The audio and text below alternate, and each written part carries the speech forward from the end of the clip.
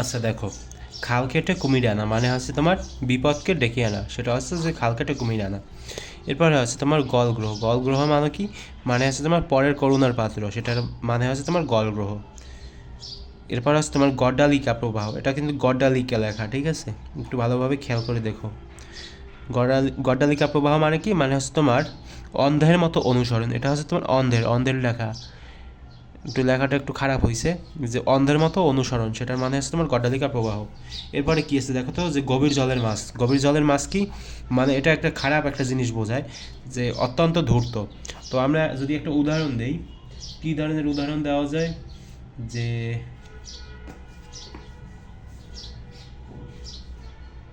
মুকিত গভীর জলের মাছ, ওকে বোঝা সহজ নয়, এরকমভাবে আমরা একটা উদাহরণ দিতে পারি।